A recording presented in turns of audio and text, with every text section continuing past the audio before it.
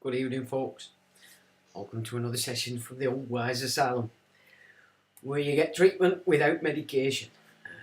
We're looking into a bit of reality instead of the spin, which is everywhere and getting worse. And we've got a monster coming back. Well, at least they're going to give it a shot. I'm not sure that's going to work, but then given state of the apathy today amongst the population, it wouldn't surprise me. Anyway, that's for later. So, hope you've had a good week. It's still raining. Since Father's Day is holding true, it's still raining. And it looks like it's still raining next week. So, rain, which is pretty normal for old Blighty. Maybe the climate change isn't working here. The geoengineering isn't operating. It's gone somewhere else. Maybe. I don't know. But anyway, hope you've had a good week. Interesting bit of data which I thought I'd share because I've not come across it before. But apparently I came across a bit, I've not furthered it of course, but suggesting that the actual beneficiaries to the European wet dream are a family from Sweden called the Wallenbergs. Now then, how about that? So I don't know whether that's interesting anybody to have a look, but the Wallenbergs of Sweden are being cited as the full-on beneficiaries to the European wet dream. That is interesting in and of itself, so maybe a little bit of digging there. But Wallenbergs, name stealing again, perhaps. I don't know. Definitely breeding in, you'd have to say. But interesting piece of data, considering, of course, that Europe and getting us back into it is probably the main agenda at the moment of these fruit bats at the top end of the gig. So. Not good. I don't like what I've seen this week, and the return of a particular critter. At least they're giving it a bash. It's rather worrying. But before we do that, so I thought we'd have a little look at just an insight in how billionaire fronts work. In that they are fronts, but to all intents and purposes, they're not their own man. And I can think of no other better example than the Isa brothers, who went from rags basically to outrageous riches, power like you wouldn't believe in Blackburn, blah blah blah. Now, of course, being up north, it's well known that everything that they've achieved up until they took over the Asda was pretty much directly coming from the Rothschilds. You won't find it if you try and evidence it, of course. But you can see where a lot of the funding's hidden, so we know what that means. But it's common knowledge up here in the Old North that that's where they get the money. However, they did buy out, did they not, the Asda? Now, unbeknown to a lot of people, the Asda is still a 30% share held by the Walton family, or Walmart. Okay, so that's a lot, 30% of the Asda. But more than that, and this is where you start to see that they are given wealth, they are given position. and for all intents and purposes, they want you to see them in this way. But ultimately, the biggest trap for this gig that they've had to satisfy is, of course, all the products purchased from the Asda have to come through Walmart. So not only does Walmart get 30% of everything, it's also its entire stock. It is supplying all the stock that's sold in the Asda. So it's a double whammy. That's not just 30%, is it? That's a huge controlling influence and share in the Asda. But of course, these two brothers are put up there as the pinnacle of it all. And yes, they've got big assets to throw around. All the while, everybody sees it as these brothers, and then you're looking at what you think they represent, etc., etc. But you wouldn't be wrong in saying that this is part of the replacement, as we know has been taking place since 22, and the Kalergi plan was accepted. So it's replacement. You've got Sunak, you've got the guy up in Scotland, there's various other leaders in Europe. Yep, you can see what I'm saying. Well, it's actually its term that we've known for a while is replacement, which is what they're doing. But the front, it's not a replacement to power HQ, let's say. It's just a different branch of the Imperial forces, so that they can hide themselves and it doesn't look like the same. It's still got the same control, and then you can't see that just how big that control is, because they control all those that have been moved on immigration over the last 70 years, because it's the Empire that's moving them. So, you know, people moving around thinking, oh, we're going to attack the Empire. Well, you are the Empire, and you're doing the attacking. You're with me? It's so ridiculous, but that's down on you, of course, having a map here filled with a copy, and you're not thinking for yourself, you're editing everything according to the map that you've got going on there, which in most cases has absolutely no bearing whatsoever on the territory or reality. The real game out there that they don't want you to see, and the reason why we've got all these diversions going on everywhere. So if I just mangas over to this, and basically it says revealed over 250 million lost by Isa Brothers Empire EG Group ahead of Asda merger deal. Okay, so I've just given you an insight into how the original deal of these guys buying the Asdas playing out. Walmart basically still have a huge clout in there, in power, control, and also in taking the profit. Now, the Asda is moving to merge with the Empire EG. So in essence, the Rothschilds set up this great empire of EG, forwarded to these boys. Then they sideline that again to another branch of the sort of financial controllers, and this will be the Walton family, specifically Walmart, which is now going to merge with EG Group. So now Walmart or Walton family is going to own 30% of the EG Group. You getting it? So can you see how this works? These guys are just frontmen, but they've got all the trappings. They've got all the trappings, and they've got the ear of the power in order to carry out whatever it is the mates want them to carry out. So it looks like these guys are operating for their own gig, as it were. So this is a retail empire run by the billionaire Isa Brothers, lost over 250 million during its latest financial year. This has been revealed. Blackburn headquartered EG Group made 258 million pre-tax loss in 2022 compared to a 207 million profit in 2021. So if you're basing that on sales, it's obviously nothing to do with sales, so they've made that loss somewhere else. Either they've spent it, or it's been removed by, let's say, Walmart. But they cannot say that in 2022 was a worse year than 2021, because they've made such huge profits, these supermarkets, because, of course, it were basically the only places you could shop for quite a while they were keeping you in the kennel. So that's misleading, to say the least. That's exactly what it's meant to be. Because this is about word wizardry, it's about casting spells through words. They present a sentence in a manner that invokes certain energies in your mind, and that's what you see, because that's what your map, that's how your map comprehends things and translates things. But in real terms, that's not what that's saying, but you would think so at first glance. The group also made 167 million loss in 2020. Again, can't be. Sorry, this is EG Group, isn't it? My apologies, but yeah, you know what I'm saying. So the EG Group has suffered quite a lot, but it will do because there's quite a big competition in car sales. You've also got the Londis company, basically another group tied to this front side of things, taking over a lot of petrol stations as well. So it's still in the same hands of the same people, but obviously through various fronts. The group, which includes Euro Garages, Courtlands and Leon, makes quarterly statements, but its full financial performance it's only revealed once a year.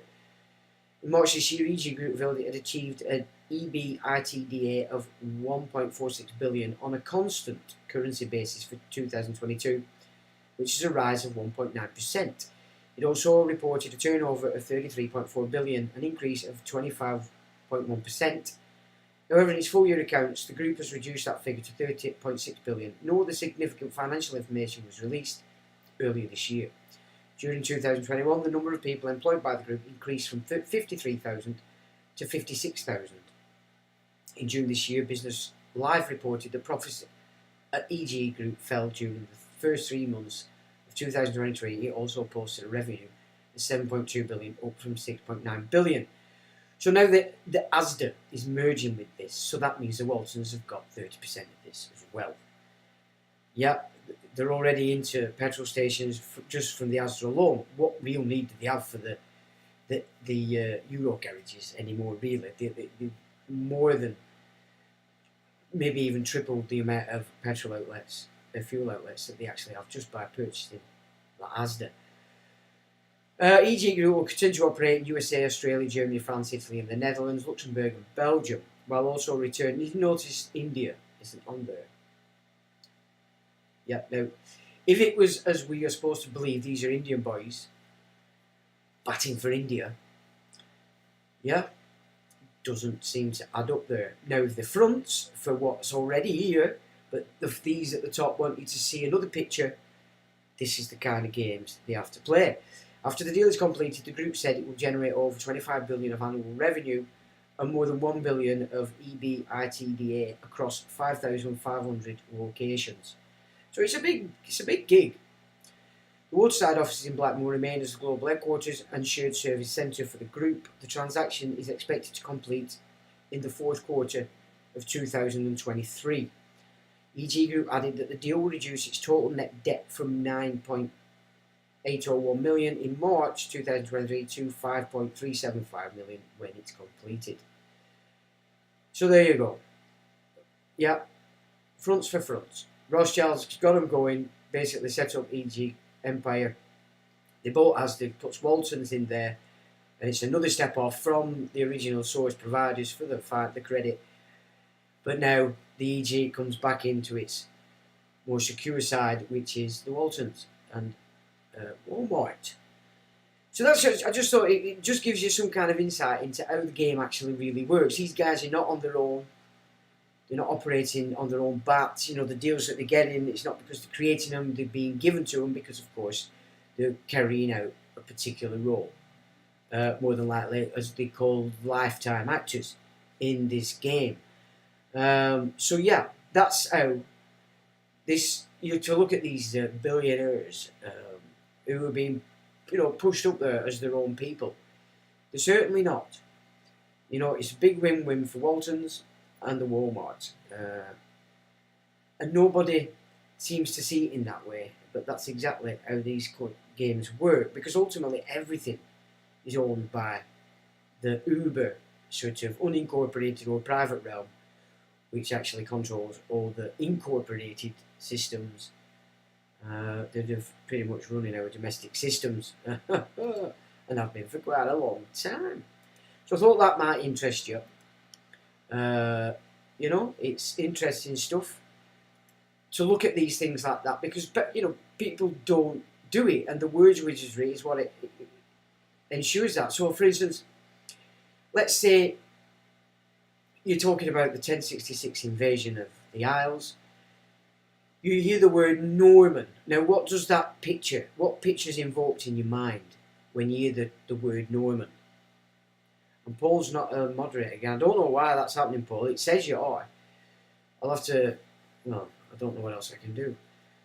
So where were I? So you hear the term Norman, and straight away you have this image of Vikings with Owens on the right.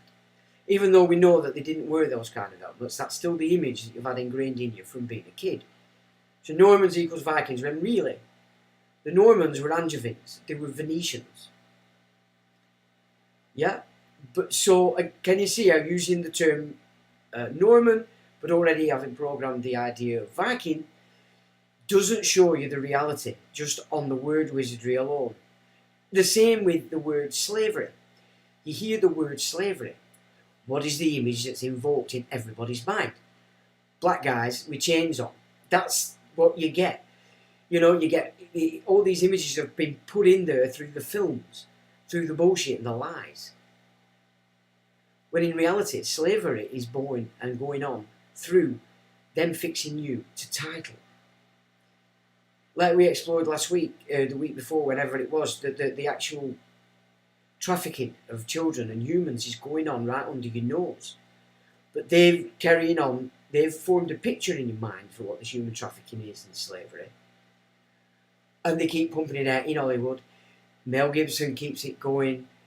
You know, Q keeps it going. Just to keep that picture that you've already got in there when you hear that word.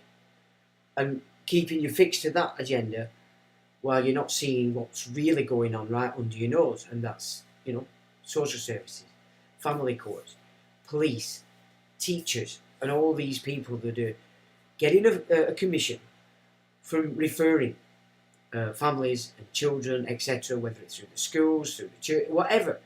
They're all on a commission. Yeah, everybody is getting a commission for referrals. And of course, you're not sending them into the state, so you've no power over what goes on in there. You're putting them into privately controlled, unusual, charitable organisations, so you can't find out anything, and you've no input whatsoever as to how that charity operates, what it does with the children, what it does with whether it's organs or not. You've no say in it because it's not of the state, but it's operating for the state, and it's only got one protocol, and that is profit. So it's all based on commission. Everything, everybody, bailiffs, everybody's coming at you and getting a commission. Now, you can ask them, which is your right.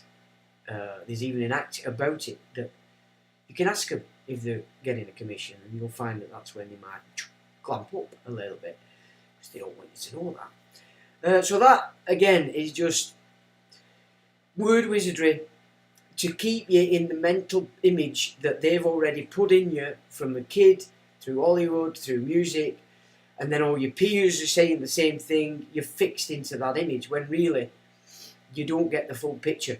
But those that can see through it are getting the full picture, and that this is how they communicate. You're under a spell, you've got spells cast against you with the words, but those that are in it, they've got the keys, they see the spell itself, and so they get the message. So I hope that works out for you. Yeah, I can understand. My computer, it's really struggling nowadays to actually do these lives. I've noticed that there's been a few where it's done this. There's not much I can do about it, in truth. So it's up at full max, and there's not much I can do, unfortunately. Now what's happening? Now, we were warned about this in 2021. Even The Spectator pulled it out, but there were others talking about this, and that Tony Blair takes back control. And this is August 2001. So that's what I want us to look at, as in the monster has come back. So you're all saying it's a bit crap. Yeah, it's my computer. It's really struggling now to... and it shouldn't do, because I've emptied the damn thing. I think it's just its age. It's an old thing now. And we're not doing so bad to even get a little bit low. So who's joined us tonight? As Paul says, good evening, Sean, everyone. Good evening to you, Paul. Guitar Girl, evening, Sean, everyone. Sunday night, and I'm off work for a change. Good on you, get your feet up. Lex says, evening, good evening, Lex. Fresh haircut, son. Oh, yeah. I don't like it. We're getting a bit hippified. just getting that little bit too much. I could feel it when I was in bed. It's not good. I like a nice shortcut, in all truth. I'll effects with the old thumbs up. Itchy Nutsack, Richie Sunak. Okay. PY says, even though PY, I have no idea why it's not working. I checked it again, and you're actually there. So it's got nothing to do. It's air to my control that. They're obviously trying to make sure that we don't have any. Because I can't even do it. I try and put myself in and it won't let me. So June says, good evening all. Hi Paul Sefton, she says. Good evening to you, June. Paul says, good evening, June. Mark, hi guys. Hello, Mark. Anita says, hi, you keep freezing. Yeah, we might have this problem. It usually settles a little bit after a bit. It's not settling. It's up to its max. I'm just wondering if there's something I can knock off to do it, but I don't actually think there is. Untitled says, hello Sean, everyone, good evening to you, Untitled. You're being seen in slow motion. It's settled down now, well that's got to be good. So hopefully it's settled down a little tad. Right. And it's, well we just go here, don't we? I knock that off and we're back. Right, so this, 2021, we were being warned by the old Spectator. Tony Blair takes back control. Now this, remember, is a mass murdering piece of shit. Regardless of what anybody wants to think about him. He's proved himself a happy murderer. I think George W. Bush had struggled with a lot of it, in a lot of cases. Probably why he was so inept at sometimes. I think his conscience was still operational. This one loved every minute of it. And of course, since we had the lockdowns, he's got even more excited because he's thinking, what power will I wield with everything that they've managed to get into the psyche? This is 2020. This is last month's. So this is 2021, remember.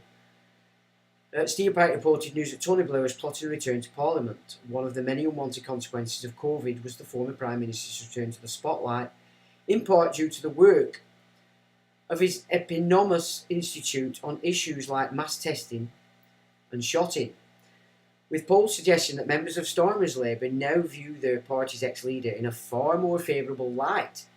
Could a de Gaulle style comeback be on the cards? Alas, the one-time Premier whose years out of office have been peppered with various gigs, including JP Morgan, Zurich and UI Energy, appears to have now concluded that life is a septuagenarian backbench is not for him. According to last week's Sunday Times, members of his old team told him that the idea spearheaded by arch-Romaniac Lord Adonis of the Labour comeback or an En Marche style breakaway was bonkers. At least it means poor Keir Starmer won't have to worry about an imminent challenge coming from his right flank. Instead, it appears that Blair's returned to a different role, one more attuned to his skills since leaving office, making money. Documents filed on Companies House this week show both he and his wife Cherie have registered themselves as persons with significant control of the property firm Harcourt Ventures. The couple set up the company in 2017 to expand their multi-million-pound portfolio of properties at a time when they already owned 38 homes worth an estimated $33 million.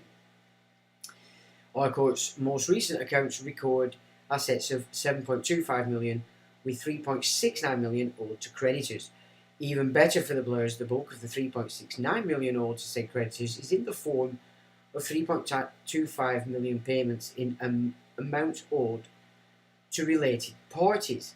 This includes $2.6 million to the company's sole director, Cherie, and a $629,000 payment to a partnership of which Mrs. Blair is a member. Nice work if you can get it. Lawyer, politician, banker, landlord, at least Tony isn't courting popularity in his choice of roles. But that we're back in 2015, and we've now got this been rolling around this week. Keir Starmer brings Tony Blair in from the cold as Labour leader seeks to replicate his formula for success. In a move solidifying their growing allegiance, Blair tells Starmer he is taking the Labour Party from the brink of extinction to the brink of government. So Keir Starmer, right, so it goes to that, right, which is unfortunate, but I did copy it. So I can carry on reading this, but I've set up some images just to give you an insight into who this Tony the Blair really is. So I'll carry on reading that story. So that's Lord Levy. Now you're talking Master Schley there, fag kind of situation between Levi and him. There you've got Charlie Boy and Levy, yeah? This is, you're up there, WEF. You're up right at the top with this same crew, Kissinger. For some reason, I couldn't find good images for this crew, so they all seem to come up crap, so I don't know where they're doing. There you go, mass murderer, this guy here on the right, Geldof, who financed and was told his money would finance a particular junta in Africa, and he did it anyway. Mandelson and Blair. Mandelson, directly connected with Jacob Rothschild, stays on his Corfu lodge quite a lot. This was the feelings before they expel these people from Labour, because they've never really been expelled. There you've got Campbell the spin bitch, and Mandelson. Now he's back, I've noticed, so there's a big move by this crew to come back into politics. There's just a bunch of the old exes there at the King's session. So they're back in King's sponsorship, or so-called King's sponsorship. And this is the most recent picture of them coming back together. Here we go. Now, after 14 poisoned years, Gordon Brown, Tony Blair have finally buried the hatchet with Peter Manson, Alistair Campbell, also in business, Nikola, what ails the return of the original architects of New Labour. There you go. Okay. Now, we've seen who controls Charles, haven't we? I know he's dead, but somebody else has took that position. There we go again. All close-knit, this group. This group, it's like a cult. And there are connections between these three amigos as well. Okay, so we're looking at Epstein network here. So we're looking at ARC, we're looking at Dutra. Look at Putin, and they have a good relationship, these two people. And that's a younger Putin. There we go. His role as special Middle East envoy for all those years, well embedded him with this crew. Look, you can see that's a Master Schley relationship, okay? That's not business. There you go. Very comfortable in the company of the man on the right is the smiling Cheshire Cat. And there we have an older Putin, so a more recent meet between these two chaps. They're friends, or are they not? Well, they are, they're all in the same club. Yeah? Reassurance there, never mind Vlad, all will be well. Because this boy Blair, Mandy as they used to call him, has pulled himself right up to the top of the bottom of the gravy train. Here we go again. And very cosy with the old Yugoslavian assassin, Bill the Clinton. Completely annihilated the first stage Balkans, originally set up by Hitler. And there we go. He's got the old cap on. What's he trying to tell us? I thought he was a Catholic. Donald Rumsfeld, the Warhawks. Yeah. Now, Blair had an affair with Murdoch's wife. I think she's called Wendy Deng. Can you imagine an affair? But of course, they're different, these people. It's not an affair. Look, dug in with Uncle Henry. World Economic Forum. There we go again. Uncle Henry, can I have another sweetie? Now that's a real power broker bunch, that. I don't know the names of these other guys. But these guys are big power brokers. And there we have Winston Churchill's private secretary's bastard son, sat next to Jacob. All got the things on. Justin Wellesby. And there they have the the duo that took us all to war on a complete and utter load of shite. To the right, Gordon Brown in the purple. He is way above this laughing Cheshire Cat, and always was. Now, I believe this lady is another Rothschild. This guy's bedded very well. Now, Blair on Iraq, I made the right decision when he did a speech about when the Iraq inquiry were going on. And he means it. Oh, look at that. Old Sinn Féin, there's self. Not the provisional IRA, but some fantasy IRA. Oh, look at that. They like him, don't they? They love him. So he's not stepping out of line. And there you've got the Straw, the super communist, and the Blair signing off 29th of October 2004, European Constitution. And look, you've got Lord Levy with his hands and claws in Keir Starmer. This is the same crew. It's the same bunch of people. So while you're looking at that, I'll just give you a bit more on this read. And this is July the 18th. Sir Keir Starmer shared the spotlight with Tony Blair on Tuesday, the first time a Labour leader has so publicly chosen to embrace the former Prime Minister since his departure 16 years ago. The two appeared on stage together for a cosy one-off chat at the Future of Britain event hosted by the Tony Blair Institute for Global Change. In a move solidifying the growing allegiance between the two, Sir Tony told Sir Keir he had taken the Labour Party from the brink of extinction to the brink of government since taking over in 2019. Sir Keir yet echoed the former leader's mantra, education, education, education. This is ARC. This is ARC, the paedophile ring, patron Prince William, tied into Dutra, which is snuff movies, child murder. Yeah, it ties into Jersey. Yeah, it's all ties into Epstein. And their education, education, education. Telling the audience that the UK needed growth, growth, growth. During his time as Labour's head, Sir Keir has been an advocate of Sir Tony, urging his party to embrace rather than turn away from his predecessor's legacy.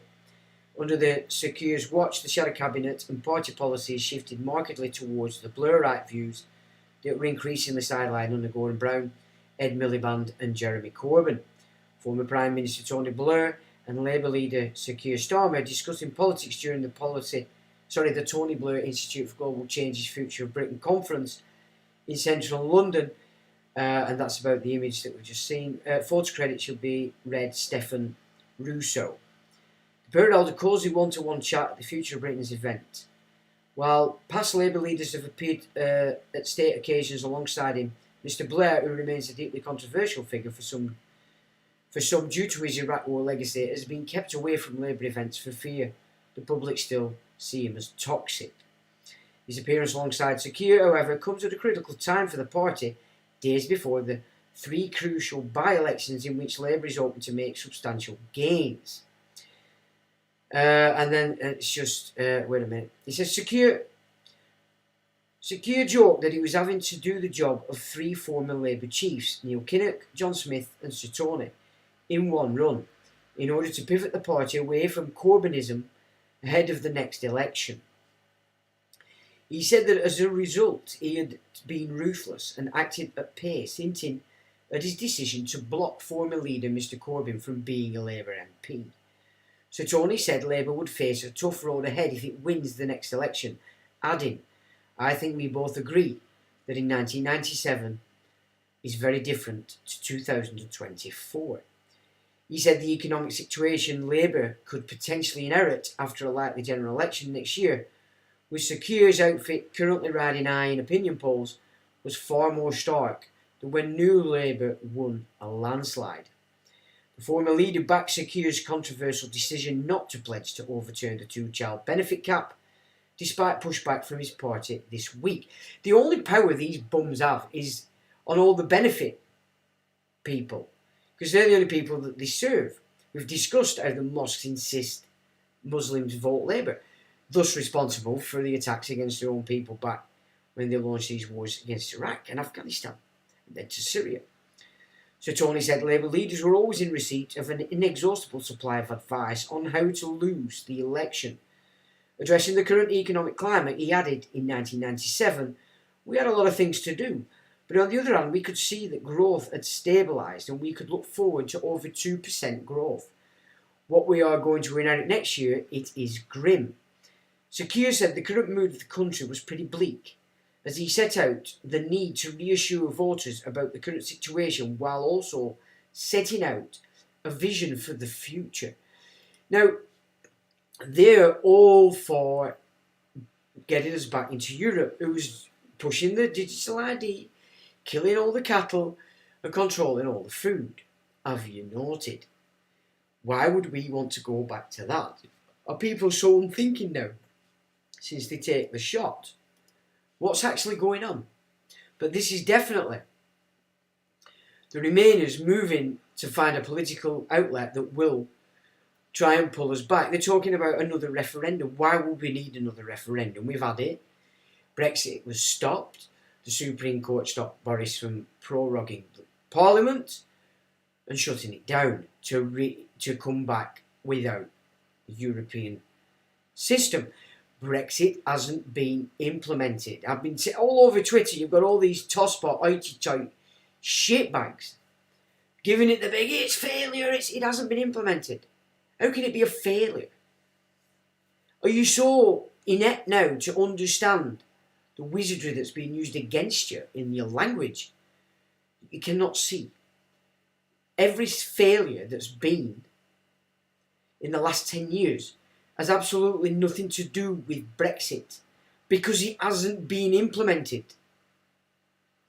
I can't be any plainer than that. It's piss easy politics. It hasn't been implemented. Nothing that's happened is the fault of us removing ourselves from Europe. You know, Nigel Farage now.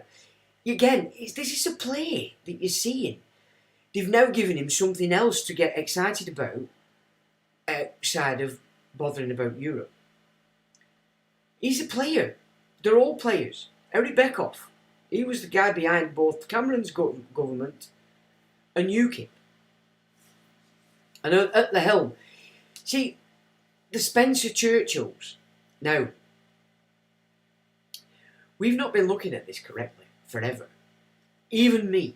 We found, 15 years ago, the centre of what was the private life of the Hanoverians, from which they run their gig. And that was Adelphi House in London, together with Shelmeck's house, both of them having Cleopatra's Needle on the embankment in front of both.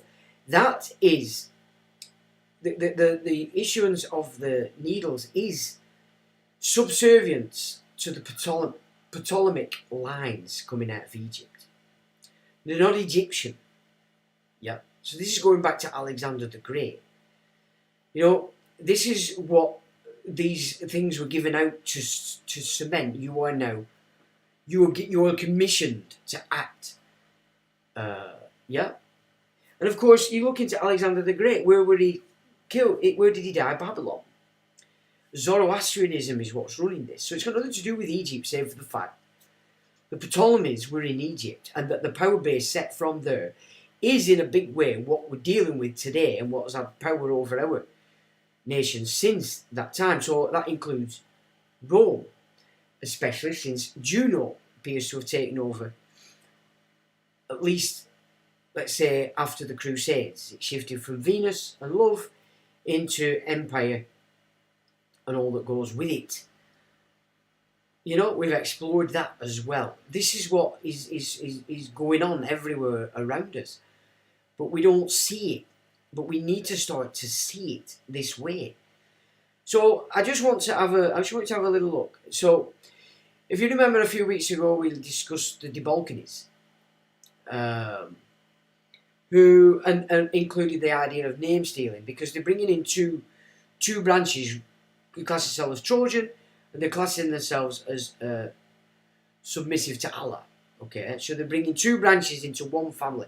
The Balkany family in and of itself is an invention, it's a creation, but Balkany, they're Romanian, you're talking Balkans, you're talking Slavics, you're talking very involved in the power base from that area that's now being annihilated through this garbage war between Russia and the Ukraine.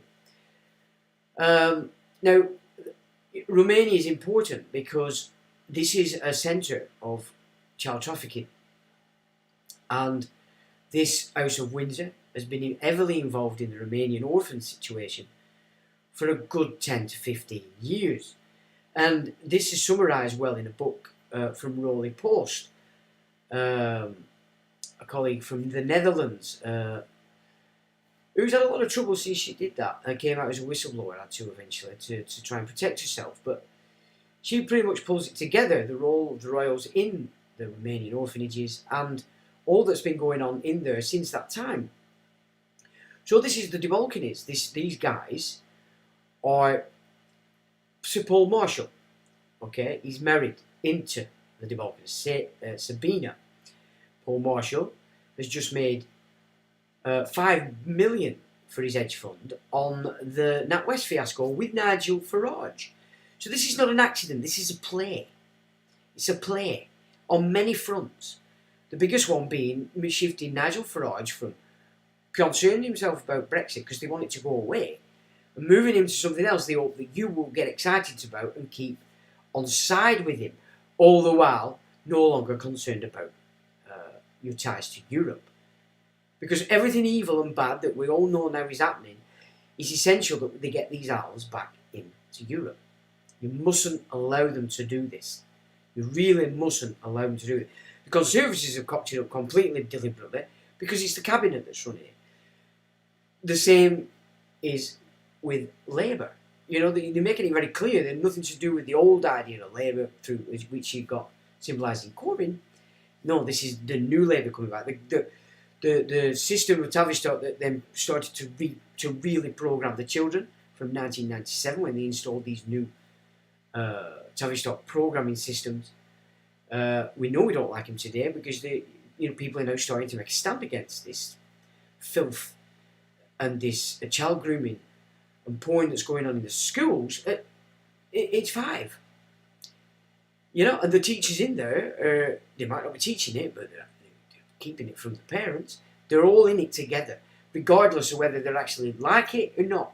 They're in there because they're earning cash, and they're more than happy to make sure you, mum and dad, don't find out. That's complicit, okay? Aiding and abetting, and it's child abuse, and it's child grooming, right under your nose. But Mel Gibson and Q keep you thinking, oh, it's over here. Yes, it's over there, but as we discussed the other week, that kind of trafficking is what goes on in disaster areas, in war zones when the Red Cross are in there, and associated international charitable organisations. They're the ones that are doing it. Clinton Foundation, Gates Foundation, all these new foundations, the Rockefeller Foundation.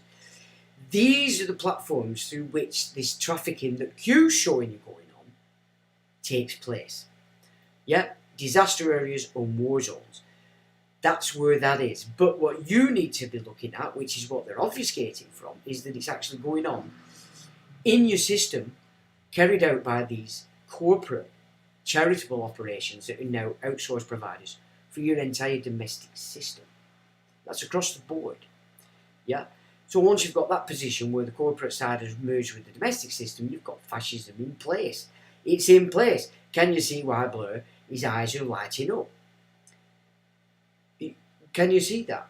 His eyes are lighting up because the power now that can be afforded to a psycho, that's here, that's in the US, it's across the world.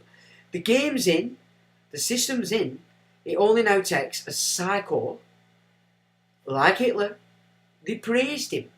You know, these kids today are totally programmed, ready to pour praise. We discussed the other week, Charles, 2021, COP26, announced his sponsorship for the one that they await. Call him what you may. That's who Charles has come forward and let you know he's sponsoring. Now, my guess is, because there's 3 sponsors to this Supreme King that they're putting in place to front, again, the system being run by the elders. 3 sponsors. So we've had Charles out. I haven't found anybody else that's come out and sponsored it, but my guess is the next one's going to be Trump if he gets in 2024. And then I would say a third is going to have to come from the East. That's the 3 sponsors. So we're getting closer to this this coming out into the open of this one that's going to give such great ideas for the consequences we find ourselves in, even though he's only fronting the very force that's created these consequences. The resolutions are going to come up and the fruit bats are going to swoon at it and acclaim him God. He will accept that acclamation. Do you not understand what that means? We've gone through the Noahide. There's your law. Originally 7 laws. Now it's 7 commandments. Look, we know what history does when the religious fruitcakes take control, whether that's Inquisition, whether that's Inca. They carry out the fanaticism with zeal. You know, this is what... And if you're thinking, oh, I won't be here, shame on you for your selfishness. What about your children? Sorry, your offspring and your grand offspring. Do you not care about them? Are you so self-absorbed and righteous you really don't give a shit? You know,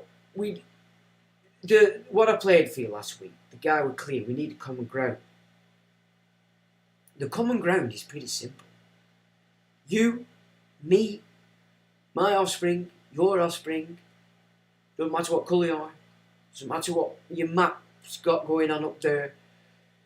The common ground we all have is, we're all man, male, female, we exist in this time today, and there's a group of psychopaths want to shift everything into absolute hell on earth for every single one of us. But this is the important bit that people fail to recognise. They can't achieve that without us carrying it out for them. There's the common ground. We're all being deceived because our maps do not measure or synchronise with the territory. They're operating in the territory. They're diverting you from seeing that territory by supporting your map.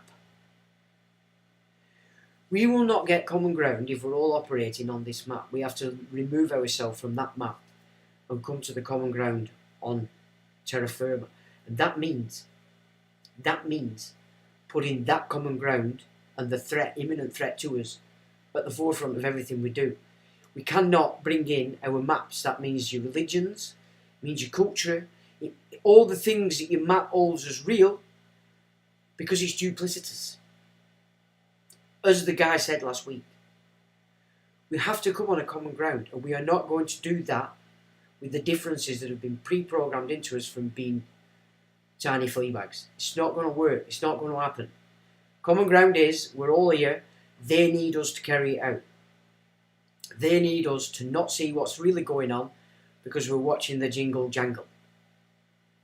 This is the common ground that we need to seek, we need to find, and we need to start implementing, everybody.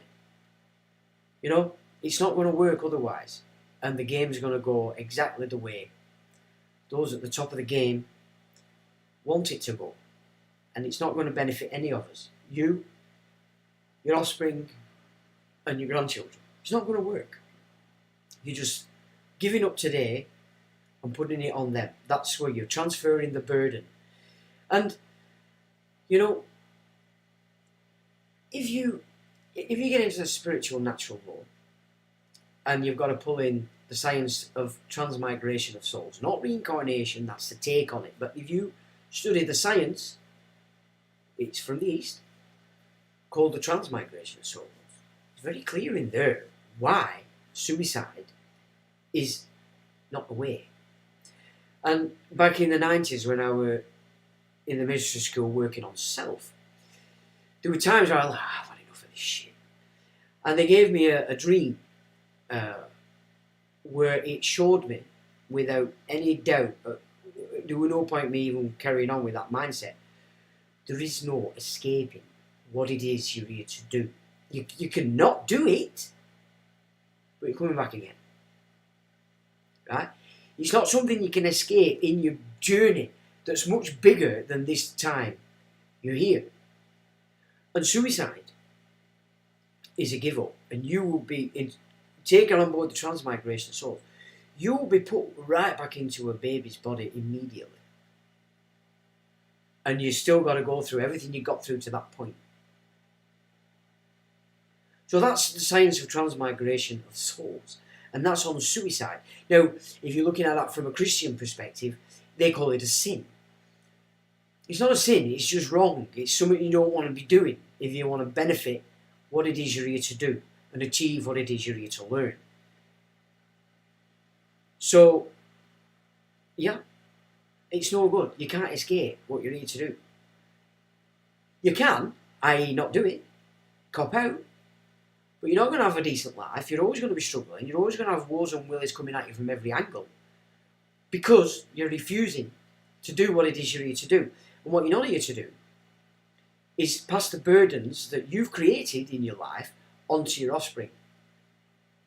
Especially when you've also installed in them offspring the same selfishness, laziness, and lack of a seeking of knowledge into them as well, because they're going to pass it then on to the grandchildren.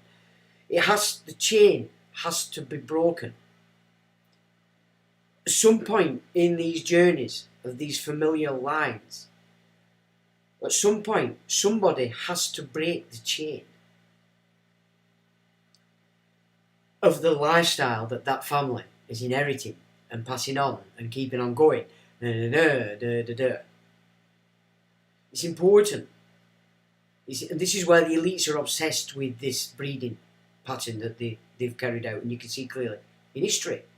It's so important that they understand that context of how this world works, how the earth is as a experience, how it operates. Their job has been to take that unto themselves and remove it from you, so that only they can operate correctly, so that their passing of the baton does keep that familial line in the same position of power.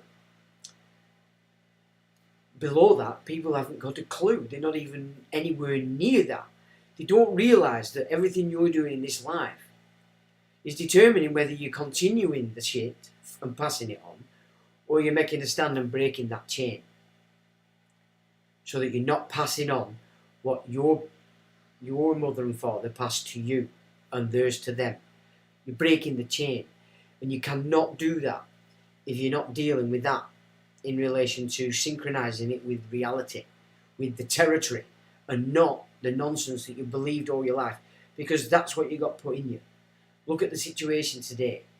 You've got three great religions pulling apart, about to go into Armageddon. Why? Because of the beliefs, not because they're reckoning with the reality of it, and that is, hey, we're all here. We all live together. You know what I'm saying? We walk in the same streets. We wash in the same water. We're all here. They want us all to annihilate each other so that Satan can turn around and say, see, I told you. They're a bunch of dicks. They're all tapped. They're nowhere near as good as me. And he would be correct, would he not? He'd be 100% correct if that's the path you follow. Now, because your belief system makes you think that you're doing it for the glory of God, you're fucked. You're fucked from the minute you start. That duplicity has to end and common ground has to be found. So, end of Sunday's sermon. Let's have a look at what you guys are saying. Now then, Mark says that, yeah, untitled Lucy. Mark says, who have they given the Gallows Contract to? The Gallows Contract. Can you expand on that, my old China? Cause says, and it's green, looks like the Hulk with a pink hand, giving it a wave. You know, cause David Gregg says, Levitt was a weird shaped head, an even weirder character. Blair looks like the Joker. He is the Cheshire Cat. The guy's pure evil. He's loving it. See, way back in the day, there were, I don't know where it came from, but there was a piece about Tony Blair's first initiation into the sacrificial ritual, so right up there at the top, and that he were making it clear to all around it, he'd found his home. He was very comfortable there, and that's going way back before he were given the game to front the real power in that mix, going brown, a dark lord of communism, as is Jack Straw. Yeah, a lot of battles I've done up here in the past. One main one trying to help people realise that United Utilities is poisoning you. presented the works that it was, I think, 6 universities on England that had done surveys together to show or to seek as to why the frogs and fish were turning female in the rivers. The conclusion was that certain filters were not being used in these treatment plants because of CO2 production, and that was the problem and the reason why estrogens were being flooded into the rivers and doing what they were doing to the fish. So I presented these 6 university studies and additional data that I had myself through the MP then called Greg Port for Labour. He was happy to do it, he took it, it seemed okay, everything looked groovy. United Utilities shit themselves, came round and we were going around other houses to get in a test. They wanted to see what data I had. Because of course I'd said, I can't pay the bill till you show it's fit for purpose. I needed daily copies of your daily reports on contents of the water. They shit themselves. And I mean shit themselves. So that played out for a while. Greg Port gave me back a piece like that. Fully expecting me to just go, I'm not doing that. Which I nearly did, to be fair. I mean, we were a big, thick chunk of nonsense. I thought, sod that, let's crack on. So I did. It took me a few months to do. I went through every single piece of data and rebutted it with science. Every single bit of it. The entire piece that they put together was complete garbage. So I went back to Greg Port and I said, here you go, sir, can you pass that? Oh, he said, no, I'm happy with their answer and resigned.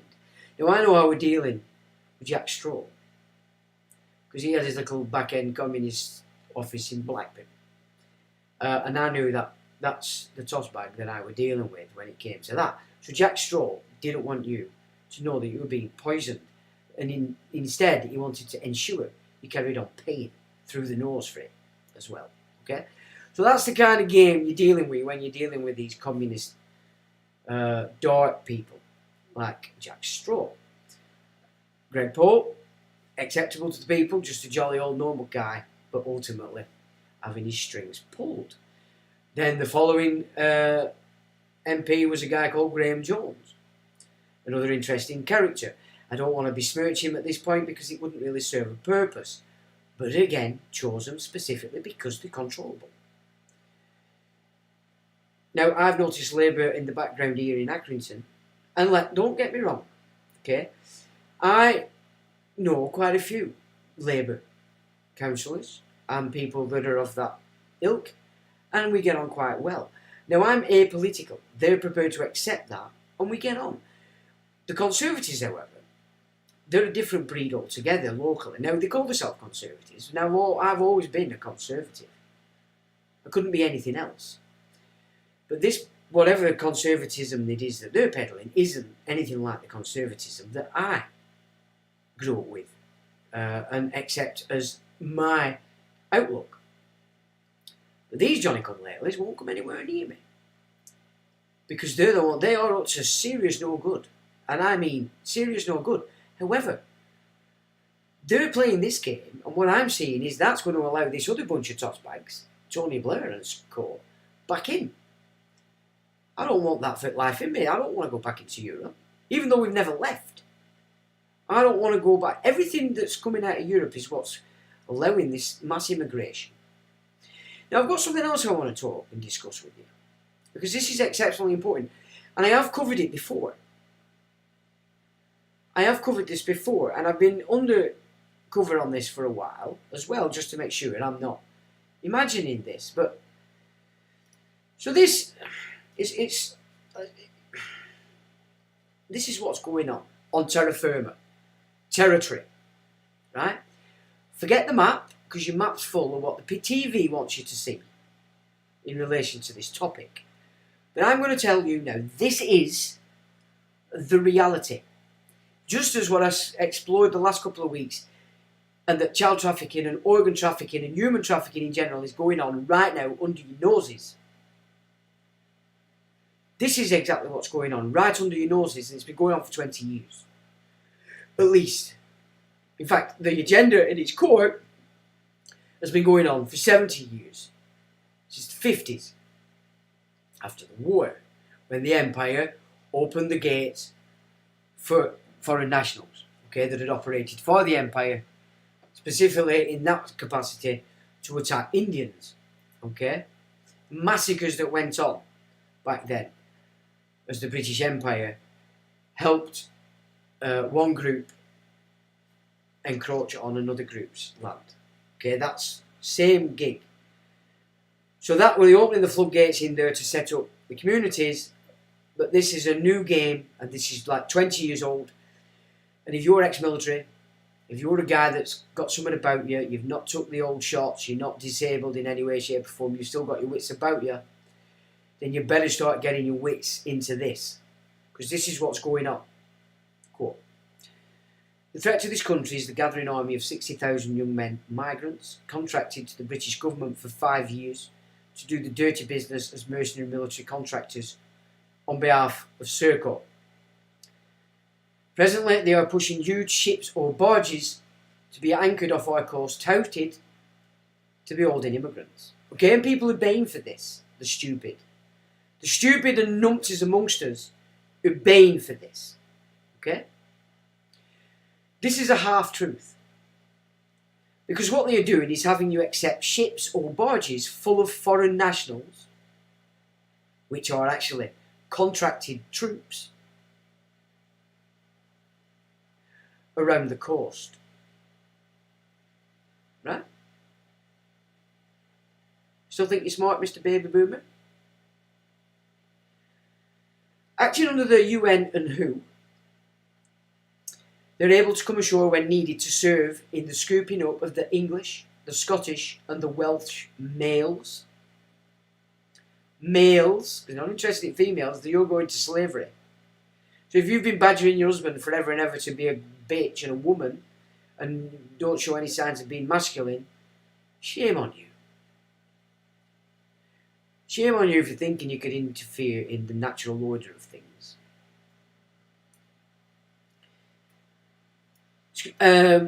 They deem a threat to the subtle, full-blown invasion. The ships have been manufactured in the Netherlands. As was achieved in Germany, all the militaristic and huge security systems already in place. That's privatised security. They're all on their SAIA cards, etc. We've discussed all this. Serco, G4S, all the operations coming off that. It's a huge, militarised, yet civilian security system. Okay? The police, we can see what they are, what they've become, operating under the MERS, who are corporate, fully 100%. So they've created this huge system here. Now I'm sure you can remember back watching the old World War II films.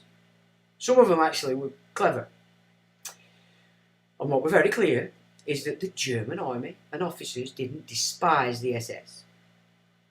And in the police, the original commanders despised the Gestapo. Because the Gestapo and the SS are high-level command operations that once these systems are set up, they move them in an instant. And your entire system is operating according to something foreign to your land. Exactly what they did in Germany. Exactly what they're setting up to do here. And they're using foreigners, soldiers, to do this. Now, their covers, so they're really pushing them in now, are the Turkish barbers popping up all over the country. Okay? That's the cover.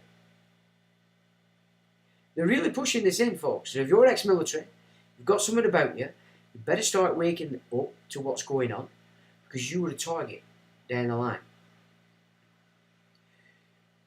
The military, as was, is completely taken over by a command level by these people. It was in the First World War. That's how long our military has been being controlled by these systems.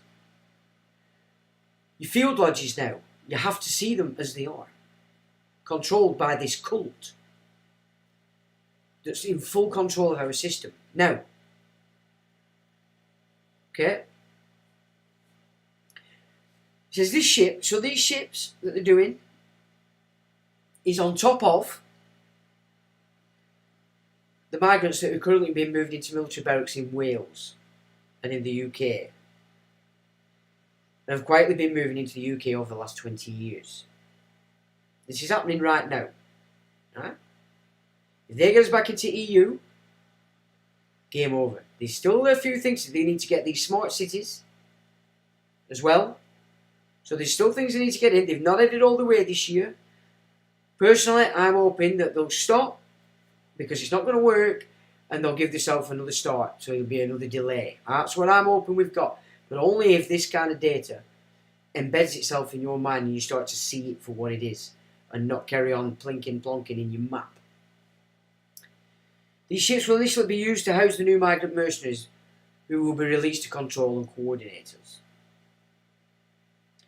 Once the invading military presence disembarks from the ships, these same ships will be converted into prisons for us, as well as the big ones that they're building. Okay? Alright? Get that in your mind. That's the reality. That's the territory. If your map doesn't sync with that, you're a fruit bat. You need to stop being a fruit bat and start to match your map with that. Now, something I've found by accident, but following this debulking crew. Alright? Way back in the day,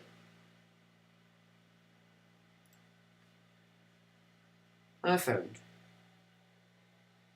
hang on, let me just, I found this. I've got a, yep. So I found this. I called it the John Adams Street Gang.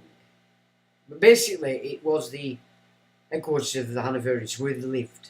So the private side of the Hanoverian Prussian force was carried out in Adelphi House, which I've just said as Cleopatra's Needle outside. So it's commissioned from those Ptolemaic bloodlines. Right?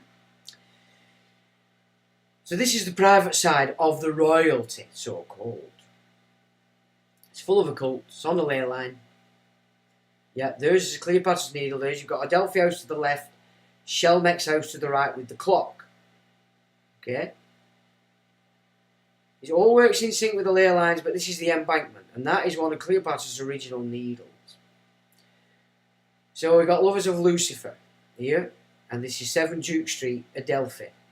Picked up all sorts of stuff, and obviously it's symbolising the Delphic Oracle, okay, which I've also discussed in past, was the method by which the then existing intelligence services controlled the kings, the chieftains, the leaders, the warlords.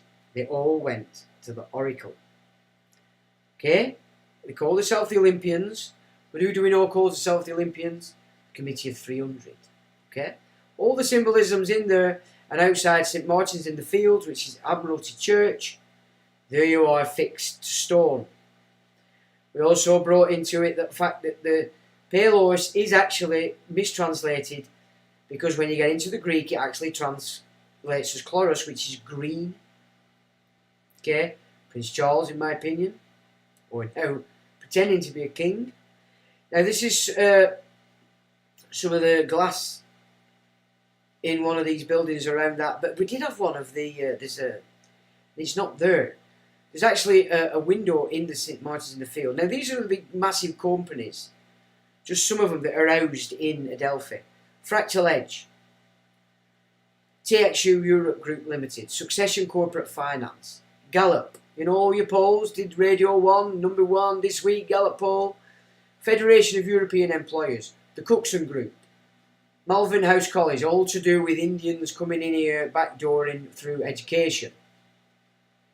Serco Group PLC, ARC, Absolute Return for Kids, Paul Marshall, okay, sponsoring GB News, just made $5 million on the NatWest fiasco with Nigel Farage. It was a scripted thing. It's a scripted thing.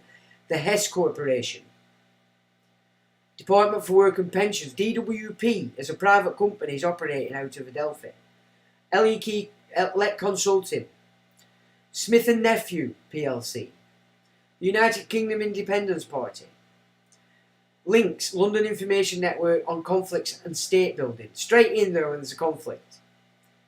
International Institute for Strategic Studies, again, in there. Bilderberg, Trilateral Commission. These are the top donkeys for all this stuff. Economist stuff, there's all sorts. So this RSA, Royal Society of the Art, for the Arts, but that's the Black Arts. Yeah? All these are housed. Fabian Society, London School of Economics, all housed in the Adelphi House, which today is seen as the uber capitalist. Now, we found that 15 years ago never took the interest it should have done because people, I don't think, understand its value. So now today it's just millions of corporations that are huge and international and global in there. But again, now I'm beginning to think that was just, it was just a nonsense. Because when you really get into it, and it's the Debalkiners that's pulled me to this, chasing the Debalkiners. But there's something else here that was right under our nose and we failed to see. And this is the cult that is Blenheim Palace. Now over the years, the Red Cross do all the thing here. A company called Starlight Children's Foundation. ARC, Absolute Return for Kids. Yeah? You've got Steven Spielberg attached to this. This is massive. And it's right under our nose and we've not seen it. So this is Blenheim Ball, March 4th, 2022, in aid of Starlight Children's Foundation. Now, Blenheim is protected by UNESCO. So nothing in this nation, or Europe even, can change anything that's going on with this. Now, these are some of the faces that you've seen at this ball on the 4th of March 2022. I don't know whether you recognise any of them, but I managed to get the names up big enough. They are actually there, but I can't even read them, to be fair, so I can't, it's pointless making a mess of them. But these are some serious hoity-toits at the Starlight Children's Foundation. Now it says selection of photos from Blenheim Ball in the aid of Starlight Children's Foundation at Blenheim Palace on March the 4th, 2022. Lord Delmonte seems to be the auctioneer, as he was at 3 ARC Gala fundraisers at least. So the same guy running this game was doing it for ARC over the years. Remember, ARC, Prince William is the patron. Present is Jodie Kidd's sister Gemma Kidd in Epstein's Little Black Book, and who also attended ARC Gala fundraisers. Jemima Kidd married Arthur Wellesley, Earl of Mornington. Relative Sophia Wellesley attended this fundraiser. Lord and Lady Bamford in Epstein's Little Black Book. George Kimmy, Ed and Alexandra Spencer Churchill all attend. Others present include Kate Dayton, Chris Musi, Vanessa Marmore, Mark Portell, Jemima Cadbury, David Tolamash, James Blunt, Gabriella Peacock, Spinocchio Friond, Emma Sams, Simon McCoy, Charles Dunstan, Celia Dunstan, Camilla Blanford, Joseph Bates, Lisa Hogan, Jeremy Piven, Lupo Malzan, entertained by the Atlantic Flyers. Organising Committee, Alasdair Haddon Patton, Alexandra Spencer Churchill. Now remember, the Spencer Churchills are the ones assigned to Blenheim. And it's the Spencer Churchills are the family that took up the hook from the Dutch Venetian side, we calling ourselves Jewish, to bring in what we know as the Civil War and Cromwell to completely change Blighty, create a parliamentary commonwealth as opposed to the monarch being supreme. So they were the first family to be pulled into this Venetian takeover of Blighty, which began after the Civil War. Okay, now that's before Blenheim's actually created, because we have to get to the point of the Dukes of Marlborough. But this is when it starts. You start to see the importance of William and Mary and Anne, because they're the ones, or especially Anne, who sort of celebrated what the Spencer Churchills had done for the system that is the Prussian system. Okay, so there's a bunch of Johnny Come Latelys there. Now, this is a little bit more intriguing, because if you look at this one here, to the left, you've got the death of the Duke of Marlborough in 2014. So this is his funeral. And if you look at the carriage, it's black. So that's Teutonic Knights. Okay, you're looking at Prussians here. This is the real, I would suggest, centre of power of this Prussian Empire on the British Isles. And it's all occult, all of it, as opposed to the public side of the Windsors, as we say. So I would suggest that this cult here is what is laying down the law to Charles through the Rothschilds and this fraudulent family that's been all the time. And that the interconnection between Blenheim Palace and Ark, but more importantly, look at all these figures down at the bottom. These are all people in Jeffrey Epstein's little black book. Okay, so not only have we got a cult here, we've also got people that are being blackmailed, either forced to be part of this cult, or have not been as secure as the elites wanted them to be, and have made sure that they have this Epstein connection on them to keep them in line. So the 11th Duke says the Dukes of Marlborough in their Black Book close friends. So a lot of these friends of the Marlboroughs are in the Black Book. It says the 11th Duke of Marlborough died on the 16th of the 10th, 2014. His funeral was 24/10/2014, Blenheim Palace, the family seat of the Dukes of Marlborough. Said that a private service for family and close friends will be held. Most of these close friends are in Jeffrey Epstein's little black book, or with Ark. That's Absolute Return for Kids. Patron Prince William. 2 Ark Gala fundraisers were held at Marlborough House in London. See list of close friends below. John Spencer Churchill, 11th Duke of Marlborough. Okay, so that's the guy that died in 2014. John George Vanderbilt Henry Spencer Churchill, 11th Duke of Marlborough, JPDL, 13th of April 1926, 16th of October 2014, was a British peer. He was the elder son of the 10th Duke of Marlborough and his wife, the Honourable Alexandra Mura Hilda Cadogan. He was known as Sonny, after his courtesy title of Earl of Sunderland. His principal seat was Blenheim Palace, Woodstock, Oxfordshire. Now, Woodstock's interesting as well, because of course Woodstock, picture you have, is the big Woodstock taking place in America when all the occultists were pulling in this rock and roll. Yeah, so you can see Woodstock in the US is a take on Blenheim. So we're seeing here now the uber occult cult controlling everything that goes on in these isles, and then of course on offshore onto the Commonwealth. We're all focused to this royal charade. Forget that. This is where the power is. Okay, it's not called Marlborough for Dukes of Marlborough for nothing. I've said to you before, I've done a lot of recceing down there. This is where some of the uber German elites, let's say from the 1800s up to whenever, sold their principalities, kingdoms, or whatever, and were moved into Marlborough. So that area in and of itself is not just a hotbed for this occult Blenheim Palace, it's also where a lot of these families have home. Now, whether they live there all the time or not, we don't know, but that's where I did a lot of recceing in there about 15 years ago. So that's Woodstock, Oxfordshire. He says he was ranked 224th in the Sunday Times Rich List 2004, which an estimated wealth of 185 million. Well, utter nonsense.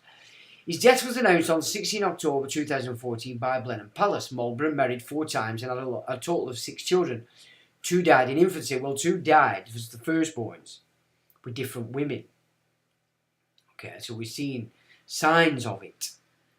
Now, at the moment, when I'm looking at this, I'm not so sure whether this cult exists in Blenheim and that they're making these dukes front it. Because none of them look very happy on these photographs. In fact, they look extremely miserable. It's hard to work out whether they're miserable because they're there or because they're being photographed. I haven't the actual ones that really show it are not actually on this image, but I do actually have some images where you can see that quite plain. Blenheim Palace is a country house in Worcester, Oxfordshire, England. It's the seat of the Dukes of Marlborough and the only novel non-episcopal country house in England to hold the title of palace. You see that? Non-episcopal. So it's not of any religion, but it is. It's of the satanic religion. I think we've found here, through looking through the Balkans, because the Balkans have been here. Robert, so he's a part of this clan. Arpad Booson, former head of art when it started. Rocco Forte, Anna Nielsen, who's dating Lord Edward Spencer Churchill. Rolf Sachs, Robert de Balcony, King of Shopping Malls. David Linley, Viscount and Viscountess Linley. What else have we got here? We've got Tim and Malin Jeffries, Nicholas Solmes, who is a Churchill, MC and Pavios, that's Greek, Lord Anthony Bamford, the list goes on. Lord Edward Spencer Churchill, Lady Alexander Spencer Churchill, widow Lily Mahatani, that's widow of the 11th Duke pretending to cry her eyeballs out, with Jamie Blanford, who's now the 12th Duke, and that's the top right hand corner. These guys are serious things. It's serious stuff going on here, and I'm not showing you everything I've found so far, but I just thought it's interesting because it's continuing with the De Balcony. De Balcony is important because Paul Marshall set up ARC originally from his hedge fund. He's just made 5 million. In fact, I should be able to pick. Did I not put that story up? Let me just check. No, I don't think I did. Oh, that's a shame. I did actually have that. Oh well, never mind. I thought I'd put it up, so I've cocked up that up. Sorry, but this is only just to keep you in tune with what's going on. I'm going to do a full profile on this, but this I'm saying is the power. This place here, and we've all been looking in the wrong place purposefully, but it really does start to show how easy it is that we're diverted. Family and close friends included Ghislaine Maxwell, Rolf Sachs, Bunter Somerset, Dorrit Mousseif, President of Iceland, Olafur Ragnar Grimson, Lady Alexander Spencer Churchill, Ark, Lord Edward Spencer Churchill, Ark, Annabel Nielsen, his Ark, Crown Prince Pavlos of Greece and his wife at Ark and Black Book, Jamie Spencer Churchill, Ark, Arpad Booson, Ark, Tim Jeffries, Ark. See, all these people are tied to this Ark, absolutely turning kids the academy agenda, because it's a massive paedophile ring. De Balcony is a Romanian, they're involved. Paul Marshall, Ark, his son, Winston Marshall, Mumford and Sons, now mentoring all these young up and coming freakcakes that come up through Simon Cowell and that kind of stuff. Yeah, are you seeing this kind of gig? Penny Marshall, Telegraph. All cult members of this Blenheim Palace. Marlborough House is a Grade 1 listed mansion in St James, City of Westminster, London. Is the headquarters of the Commonwealth of Nations and the seat of the Commonwealth Secretariat. So this is Marlborough House, right? It was built in 1711 for Sarah Churchill, Duchess of Marlborough, the favourite and confidant of Queen Anne. For over a century it served as the London residence of the Dukes of Marlborough. Now remember, William and Mary were insistent that Anne get rid of Sarah Churchill. In my opinion, they'd sussed the game. Sarah Churchill was Queen Anne's bedmaid kind of thing, and Anne lost 19 children. Are you not telling me there's no connection? I think it was Gladstone who said you cannot trust a Churchill.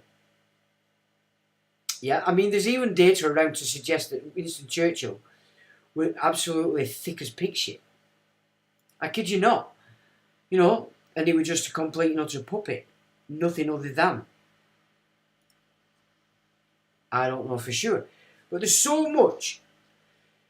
You know, that's the public side of it. But Blenheim, the cult, what it stands for, is looking to me like that's the seat of power. Hence being in Marlborough.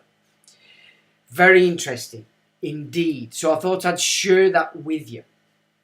Because it is really important that now we can shine a light on that and start to have a look at just what that is about. Of course, I'm going to keep that as a constant study, and we're going to present the data as and when.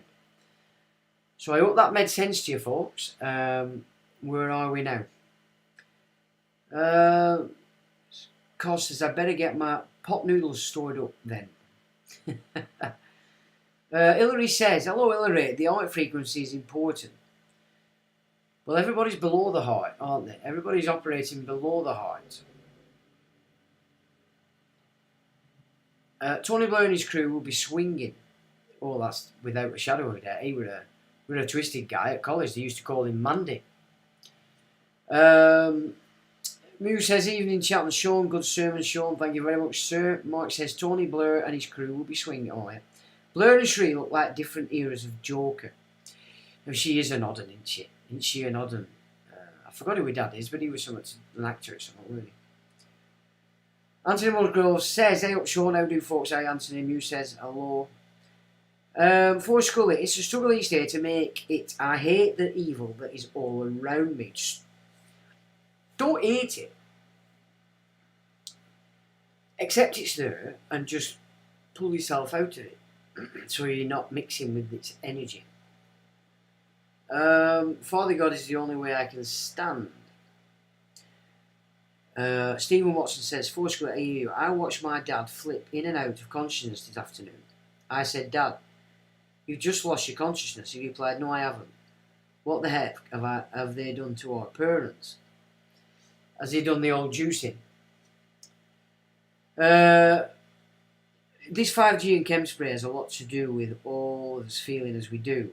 On an happy note, I got my rear seat recovered for my 1970 Monte Carlo. Oh, well done there. That's brightened up the day a bit. Well, that's good stuff. David Dolby says, what's Emma Sams and Simon McCoy got to do with this? They are both juiced up to the eyeballs and she has long COVID and can hardly get out of bed. What have they got to do with that? Well, because they're involved in that, not because I say so, but because they are. What's it got to do with them? I don't know. I don't know. Maybe they weren't playing ball, and what you've just presented there is the result. LL, regarding the Atlantic slave trade, one question blows the narrative out of the water. Were the slaves shackled or unshackled? The records show crew members too few to control unshackled prisoners. Yeah, I mean, this idea that all the ancient races use slaves is a nonsense. Everybody were employed. Remember, there's nothing new under the sun. So the way we live is going to be the way that they lived with their own. It's the illustrators that created this false history that have given that image in our head. So we hear the word slavery, black African. Not birth certificate title, operating under your father's estate surname, dead. Dead trust, easy to move into Noahide. That's the slavery, but that's not what image is forming your head when you hear the word. That's how word wizardry works, and it's everywhere, in everything. Under law, truth not spoken from one mouth, no claim without proof, or a claimant becomes dishonourable. Moses accepted the law under these dishonourable conditions and gained circular logic its foundation. Well, is it real, Moses? It's a take on King Sargon if you take on his original, put in a basket on a thing, picked up by a princess, and rose to power in somebody else's gig. That's King Sargon. Is it real? No, they've taken all the stories and created a biblical thing, turned it all into one mishmash from which three religions have been born, of creating three separate destructive mindsets that can never come together while they hold that same mindset. What kind of loving God would set you up that way? It wouldn't, would it? It wouldn't. It wouldn't do it. But it's because we don't function correctly. We're not looking at things correctly. We're not reading things correctly. We're not searching out the meanings. We're taking it verbatim as a copy, and then we copy it. But because it embeds in the map, you're looking outside at the territory and everything's been edited in accordance with the map picture. When in reality, what you need to be doing is pulling that map into synchronicity with the reality, the territory, what is, not what you think it is. Because the common ground isn't in that map. The common ground is moving out of the map and coming together at the heart as man, male and female. Because the demons are out there. Iblis, Satan, whatever you want to call them.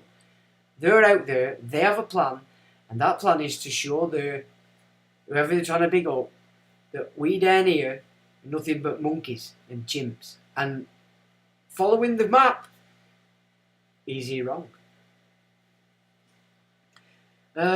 Forge Collie says, alright brother, yeah, I get you. Good stuff. LFX, it's transparent. We keep on asking for it. Transparency, so they give it us. Transparent. Now you have a way with them words, I have to say. LL says, hence the law would be based upon discrepancy. Well, they say you can't be, you can't discriminate. I mean, how ludicrous is that? If you analyse the meaning of the word discriminate, every millisecond of every second of every hour of every day of every year, you are discriminating. Your brain is instantaneously saying, don't touch that, it's hot. Don't go near them, he stinks. Don't go near him, he might have a disease. Discrimination is the way we function. Just like the sun is the root of all life, now you turn it into it's going to kill you. This is how stupid people have become. They're laughing at you. They've always been laughing at you. They treat you as farm animals. All of us. I just don't like it, so I don't see myself as a farm animal. I know they still probably see me as a farm animal, but I personally, I don't see myself as a farm animal, so I won't act like one. You know what I'm saying? They're laughing. All the way to the bank. I only saw that as I did some work round their house. What did you see, Chuck? David Dobby. What's Emerson? Well, it's quite true. I mean, if you step out of line and you've already signed in on the gig, with masonry, why do you think they have so many oaths that you're taking? I'm like, you can rip me heart out, you can rip my liver out, you can hang me up to dry. That's an oath. You might think it's funny when you're doing it at first as a baby, but it's a real oath. And if you fuck up, they're going to do it. If you frighten them enough. Because you've oathed into it. You've become a part of that society. You're under its rules. You're in an agreement. Kel says, good morning from Oz, beautiful people. Good morning, Kel. Paul says, Cherie Blair's dad was Tony Booth. That's the guy. He played Alf Gordon at Son-in-Law until death was part. Act is in the blood, which must be useful being married to a gay man. You see, they don't see themselves as gay and bisexual. They're just sexual beings. And when they do sex, they don't care if it's a donkey, a pig or an horse. It doesn't matter to them, it's sex. Which is why they can transfer that then to every sex with their children. And more importantly, yours. But the elites of the elites are not doing it necessarily in the way that these Jeffrey Epstein freaks are doing it. They're just people screwed up. You know, they have a sense... The self-professed ruling bloodline member, remember when we did that thing? Somebody said, you know, you fucked it up because you're inbreeding. What did it say? It said, look, it's wrong. The idea that all that is what happens on inbreeding is wrong. I don't know. But nothing else he said were stupid. Everything that was said made sense. And you could tell it were coming from a much higher level of sort of intuitive ideas of the way the world works. So for that to be said, I can't see it being a lie. Because the elites have done this forever. You know, it's only one group that's instituted itself into everything, stolen the name, the line, the power, and moved into the forward. So today we're left thinking we're still on this ancient bloodline, but it's not.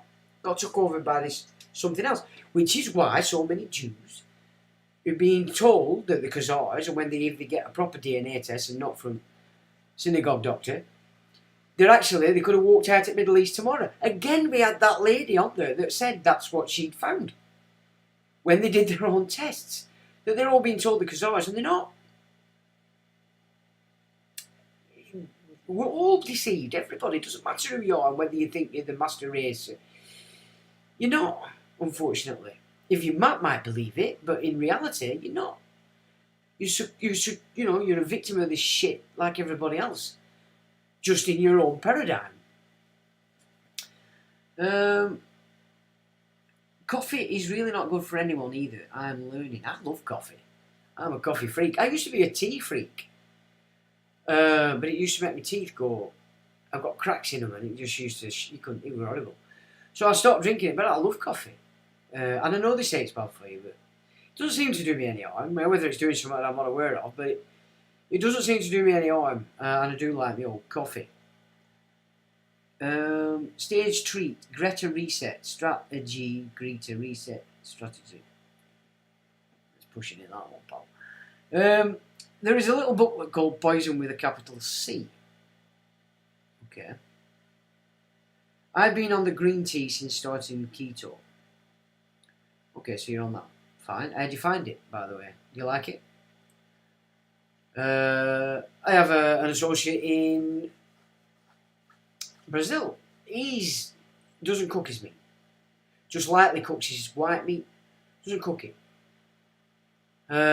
He's not big on veg or anything like that. And he said to me, he said, if you do this, your eyes will come back to normal. I haven't tried it, so I don't know. But he looks healthy for his age.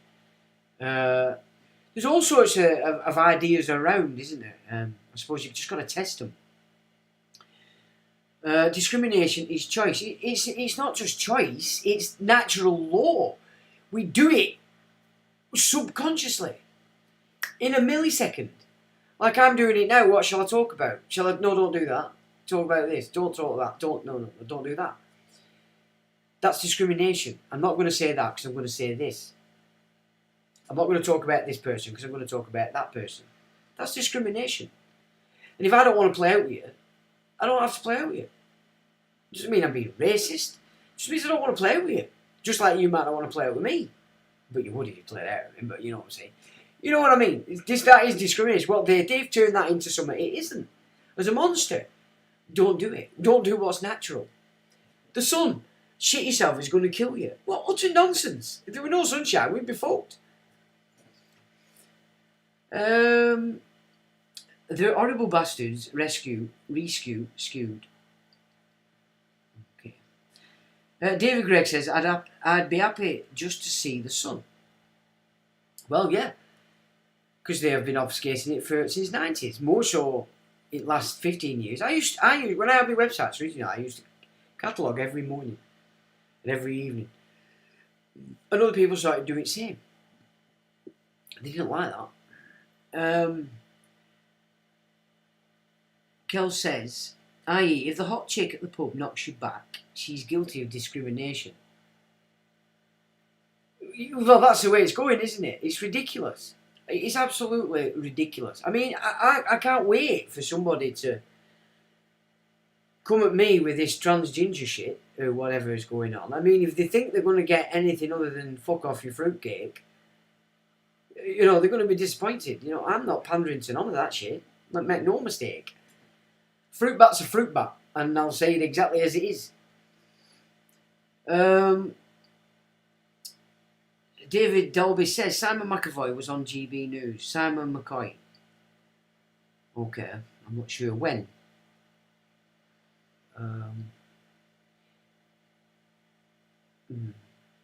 Yes, the entire use of language is manipulative.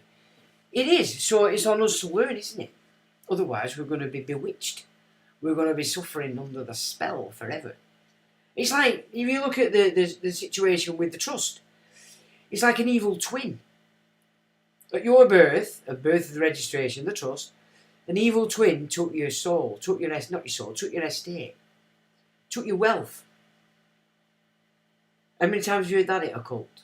And you're thinking, there's a demon out there, got my shit, man. No.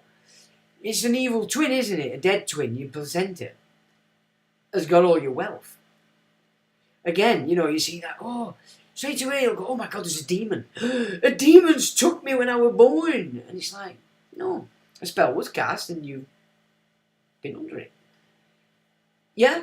You're reasserting your map to the reality rather than the picture that they've formed when they use a phrase, a term, a word. Yes, their entire use of language is manipulative, absolutely. Kel says, it's debatable that certain bloodlines are actually human. Do they look like humans?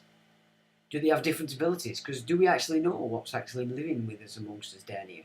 We've created these societies, these enclaves, and we don't let anybody else in, but we all assume that everybody else is a human. Look, I've come across people back in the day. You look in their eyes and there's nothing there, it's empty. But there's something moving in. And that something has a major energy around it as well. Just because it looks human doesn't mean it is. But what you're looking at is, isn't it? It's the human form. But I don't want to be a human, I want to be a man. Male. Because that's what I am. I don't care what anybody says, that's what I am. You could call me anything you want, it doesn't really matter because I'll still see myself as I am. It's not going to affect me, so I'll go, oh my God, I might be a fruitcake. I used to be a complete fruitcake. I'm only a little bit fruitcake. Sometimes. And then even then it's because I can't be arsed and I'm not bothered.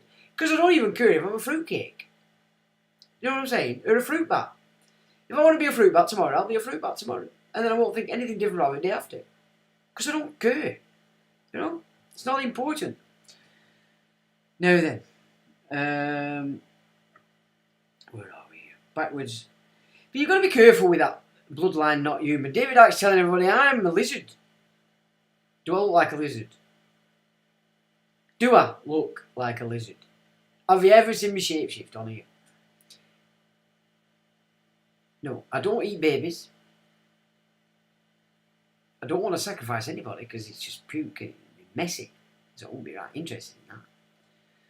But I'm not a lizard. I'm not a lizard. But David actually says I am, and a lot of people believe it. Backwards, phonetic phonics. That's what we like. Kel says, watch for the extended skull types, a la Akhenaten. But the evidence around that is that they actually banned it. I mean, some African tribes still do it. And they put the rings on their neck. Well, we know that you can manipulate the body to do different things. The Chinese used to pull all they're obsessed with little feet, the Chinese. It's an old cultural thing. And they used to strap their feet up and pretty much disable the little girls. But that's what happens when you're on dowries and stuff like that. That's the negative of it. So we certainly don't want to go back to that, do we? Legalese awareness. William Cooper said once, the great secret of Freemason you learn at the upper level is simply how to control other humans. Well, I have to go with, because that's what you're learning. And when I was in the mission school, on the dark side of it, that's exactly the picture that you're showing you. Look, look, all these dickheads, you're not like them, you're one of us. Yeah, you don't have to, you don't suck to that. We know who you are, we know you're like us. So yeah, I'd go with that. It's all one. The higher you go, it's all one. They're all pissing in the same pot. Well, Ukraine equals Ukraine. Now listen carefully. Consider this, in London, some of their public buildings and across the country have got Ukraine flags on. When you put a flag on a building, that means something. That's territory. Now what's going on there? There's something going on that people are not twigging, and even I've not really twigged it because I'm not giving much attention. But if they're putting Ukraine flags on our public buildings, especially if there's councillors in it, executive, etc., then they're operating under that flag. We've not seen this about what's happened because the baby boomers just didn't believe for a second Britain had ever changed. Well, it changed right under your nose. And you did it. And then you pass it on to your offspring, who pass it on to theirs. And now look at state. Blair got in. And look what they've done to all your offspring in these schools. I mean, okay, interesting. Now, I'm not one for telly, but when I visit folk, obviously, if they're watching telly, which they mainly are, I get to see. So over the last couple of years, I may have watched a couple of episodes of Love Island. Alright. And this one, I've catched a couple of this one. This bunch are younger than the others that I've seen, and this bunch are retarded. They're cold, apart from one or two females in there, they're pretty genuine. But from what I've seen, they're not, what's the word? They're not a full shilling. They're not in control or even in touch with their emotions properly. They're fucked up by them. Completely and utterly. And the selfish side that you see in them, this self-obsession and this lip shit that they're doing, what are you doing to yourself, girls? You look stupid. Belligerent. Village errant. They weren't called errants originally, they were called errants, was it? I forgot. David Gregg, pandering is a crime. Tass Ryken says discrimination, able to recognise or draw fine distinctions or judgment. Exactly. Which is what the term judges in the Bible means, not let's all be a judge with a wig on. A judge was somebody classed as somebody who could really discern at a wise level. They were able to judge for themselves, as it were. So, of course, you're going to bastardise that. You're going to have a guy sat there going, I'm telling you, you're paying some cash to my mates. And you're going to prison because the taxpayer's going to pay for it. We're taking your child. You can't look after it according to how we say. You're not programming it well. It's not. Give us your kid 50 grand in pot immediately. Passes around. Oh, 50 grand. Oh, I need 50 grand. Yeah, well, you can have it in 3 weeks. There you go. Oh, he needs to come to this meeting. Oh, there you go. 20 grand for you. Everybody's commissioning. They're just throwing your kids around and you don't give a shit because you're too busy snorting that white powder up your nose every weekend. Do you really think you're going to be able to function properly at week when you're doing that to yourself every weekend? For God's sake, you don't even think you can have sex with it anymore. It's a recent thing here, is cocaine, down on the low level of society. 80s. Previous to that, we didn't have sex with cocaine. Anyway. David Dobby, he was a presenter. He used to be on the BBC News, and Emma Sams was in Dynasty. Okay, got you there. Well, they can't help if they're in the little black book. They're in the little black book. Good for you, Sean. Aha. LFX says, my Danny DeVito. LL, I drink almost only coffee. That's crap. I've been feeling drained, hence the coffee in the first place. I got up Sunday morning feeling exceptionally strange, I have to say. It was odd. And I had an headache, which I don't get often. Does David Icke see you are a lizard, Sean? He does. Yeah, I'm a lizard, according to David Icke. And the cause of all the problems in the world. Well, I've never seen myself shapeshift, and if I'm shapeshifting, I need to remember that I can see what crack is. I might enjoy it. I might be enjoying running around, sacrificing flea bags and all that. I might be loving it. But it's not me conscious in aware of it, and, you know, I never have any strange smells when I wake up in the morning like I've been out prowling. Stuff like no footprints or anything like that. So, I'm pretty sure I'm not a lizard. You know what I'm saying? I'm no monkey gene.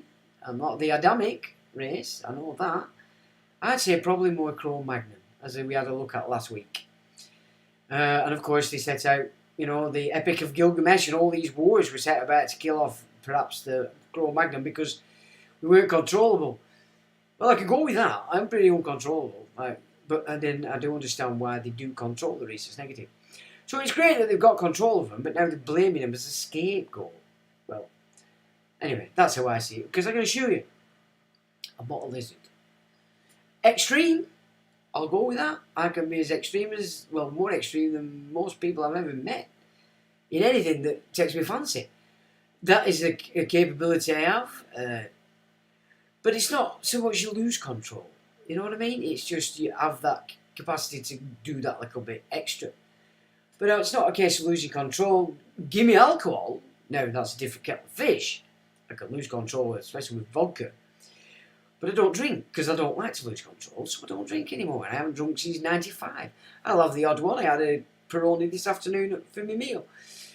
But it didn't get me pissed, and I'm still lovely and fantastic and amazing. So my mum says. Actually, she doesn't. She thinks I'm tapped and crazy, but never mind. Yeah, David Axe says I'm a lizard. Excellent info showing it's a takeover. It surely is, and it's happening right now. We need to get a word of it, because I'll tell you what it is. They know that it's unravelling, the deception's over, and I can see this, because I know that they know what I'm up to. And they're scared. So that's good, because we don't want it to happen. And we also don't need to kick their heads in either. We just need to show enough to show them. We need to be a bit more afraid of us English boys when we come together as a militia and work together to protect the peace. A duty incumbent on everybody, by the way. Going to the 9 principles of law enforcement, which we've covered many times. The police are the public, and the public are the police. The police are only members of this public giving full-time attention to the service of law. What's that there? Yeah. And they're not there to support policy or public opinion. That's got lost in it. Well,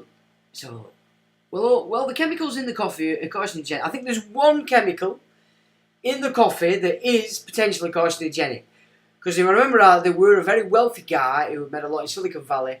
He actually spent a lot of money creating a coffee that had removed that very thing. And I've never heard anything from it, but I think it was called Rocket, or Blue Rocket, or something like that, but it's a long time ago. And I don't know how his adventure went, but he took out that one particular piece of kit. But I don't care if my body will get rid of it, because I don't want to live forever. I don't want to live forever. But while I'm here, I want to be compos mentis, and I want to have my faculties and use my arms and my legs, my eyeballs, my gob. You know what I mean? You have to snog, so never again, a bit of snogging there, a bit of snogging. So you need your gob. You need your gob. You need your eyeballs. Definitely need your eyeballs. Your hands, you need your legs, your feet, your tooties. You need to do all that. You need your bottom. Otherwise, you're going to get full of shit. Like David Icke. I wonder if that's what his problem is. He hasn't got a bottom. And he just has to pour it out of his mouth. I don't know. But I can assure you I'm not a lizard. You worry about the new gen coming up. Well, they're just so a prey. They're like not even farm animals. What could we say? Ants. They have no capacity to think for themselves apart from scratch out. What did I watch? What did I see? I can't remember, but honestly, these kids today, they're in so much trouble because they just really no idea they're about to be enslaved. If they can get rid of the white hunky males, I'm telling you, and the black males. Because I know hip hop likes to present to you that a lot of black culture is all Islamic. It's not. They are, but they're pushing that deliberately. The blacks that I know are not any religion. You know what I'm saying? It affects the manhood because they can't just put it around, can they? So it's the white and black males because they're the guys that do all the warring anyway. Look at Vietnam, they're full of black guys. Iraq, Afghanistan, with the same niggers, really, just different colours, which is nice, really, because it's nice to have different colours, isn't it? You don't want to be same. Oh, look, he's pink. Oh, look, he's a bit white. It's good to have a bit of a mixture. So, not just the mold chemicals in the beans. Well, you're not going to scare me off eating coffee, I'll tell you now. If I find something better, I'll top it, but I like my caustic. I mean, Coca-Cola's took it over now. I'd be damn surprised if they're not poisoning everybody. But like I said, I don't care. I don't care if I die tomorrow. What does it matter? For a gig, you know what I mean? It used to be fun before I did all this bollocks. I've had a good crack. No hide is based upon a claim by people who accepted the laws based on a claim. It's another circular logic. Claim. Exactly. Vicar of Christ, that's just a claim. Oh, I'm saying I own the whole fucking world. God said, and his son said even more, you can own the fucking lot. And everybody believed him. And still believe it. It's like, no. You can believe it if you want, guys, but I'm not believing it. LFX, no lizard. The Whitey Whites have passed the Dad's Doorstep challenge. Well, I'm more a shade of pink, to be honest. I mean, that's white, isn't it? I mean, look, that's white. That's him. I'm pink. I'm a pink supremacist. But not actually, no, because that ties you with fruit bats, doesn't it? You know, the rainbow people. No, forget it. Okay, I'm a white honky. I admit. I'll accept it. I don't care. I'm a white honky. I'm for white supremacy, blah, blah, blah. And if you believe that, you'll believe any old bollocks, to be honest. You know what I'm saying? Where are we? I think you're a sweet man. Well, thank you for it, Scully. Cos says, 1973, are you hot or cold-blooded, Sean? Hot as fuck me, mate. I'll tell you what it is. My wife was used to say to me, you're fucking red hot. And then all cold feet and everything to be on me. Like, just get away for it. Knock you out, kind of stuff. But, yeah, hot is the word. And I have to be careful what I eat, because if I eat certain peppers or even too much lamb, my blood boils. And in all truth, that's when I could blow the world up. And it's dangerous when my blood gets a little bit too hot, because I can go, wah! Now, if you're doing some kind of sport or some kind of scary mission, it is perfect, because you will be Born Legacy. I used to be Rambo, but Rambo is just not up to the crack anymore. Born Legacy. Yeah. So, now where are we? And the grand jury, are you hot or cold-blooded, Sean? The grand jury, I'm definitely both when I need to be, but I'm not cold-blooded, I'm hot stuff. Solar system. I mean, it's only up a few years ago. I look like Rambo. I just haven't done any training for yonks, but I'm going to start again because I like it when I look in the mirror and you go, whoa, who are you, boy? And now I look in the mirror and I go, who the fuck are you, old guy? You know, and it's like, I don't like that. Even though I am an old guy, I don't actually like looking at it. So he's back to the gym and I'll be looking like Rambo again. You'll like that because they pop up, my arms go huge. I like Hulk. So, yeah. Anyway, solar system, and then he's off again, he's out at LFX, solar system. Bugger, what to replace coffee with for energy? I'm waking up drained more than before. I slept, it takes a long time to shake off being drained, and I'm drowsy, circular logic, energy. Turn your Wi-Fi, turn your router off every night before you go to bed. Tassarakin says, I too think you're a sweet man, Sean. David's not always right. Well, thank you very much, sir. Solver Miss says, hello Solver Miss. Mew Pit says, so satisfied with the journey so far then, Sean. To be honest with you guys, I mean, I was brought up to just, well, not brought up, I brought myself up and decided I was going to be a kick-ass rock and roll star. And when that opportunity arose, I knew I weren't joining the cult. So in all truth, I can't say I'm satisfied because it's completely opposite to everything I trained myself to be. I've kept my hands in it, bits and bats and blobs, but not really. I want to write some music.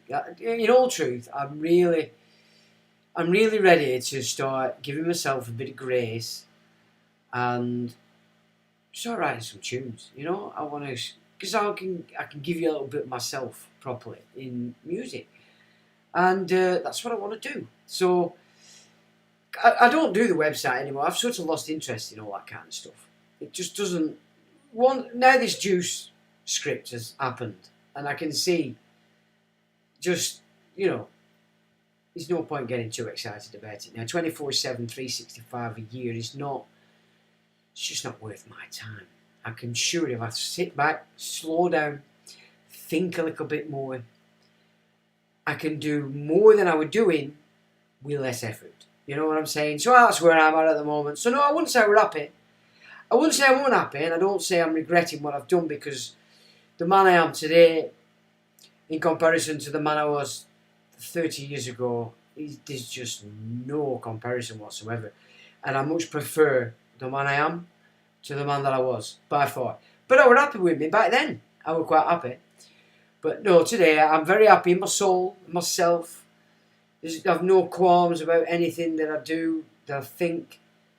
I'm happy. I'm content. I'm not fearful. I'm not fearful of the gods or the heavens. I don't give a shit, me. I'm just chilled. But I do need to change certain things in my lifestyle now because I'm bored with that. And it's just things have to change. But it all seems to be working well. It's working to some path that I don't fully understand yet, but I know that I will. I meant the t-shirt. What's he on about now? Forcefully, yeah, that is what the book about coffee talks about. LFX says solar system. Behave yourself, LFX, will you? Fortunately, a friend is coming over to help me put a new key ignition in my 70 Monte Carlo. Good stuff, because I wouldn't know how to do that. If I leave before the visit is over, peace to each of you. No problem, we're about to go now because I've been rabbiting on for 2 hours. I've been feeling creative urge stirring inside recently. Well, then express it. Yeah, your website is amazing. I hope nothing happens to it. No, it's in Switzerland. The Swiss. The Germans are fucking good people.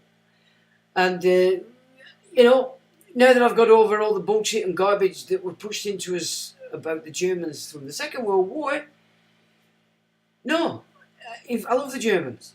They're like English on acid, if you get me. But whereas we're more a bit in touch with our feminine side and a bit more creative. Well, actually, the creative's wrong. They're more upstanding, logic, left, right. But that's good. With two sides of the same coin, I think. And if the Germans need to get winged up rapid, or the white race is pretty fucked, because I have no hope now in the English. Because they're a bit stupid. But anyway, that doesn't mean to say that they might not grow. They might. Your way, yeah. Create beauty, madam. 30 years long. Time, mate. We all change and get older. We do all change and get older, but most people don't change to their own betterment. You know? They don't. They get stuck in a rut. You know that old adage, I've been born here and I'll die here. That's still alive and well up here in the old north of England, I'll tell you that now. And that's not going anywhere anytime soon. So, yeah, we can be very stuck in the old rut, as it were. But anyway, that's enough of my rambling for tonight. Thanks for joining me, chaps. Thank you for taking part.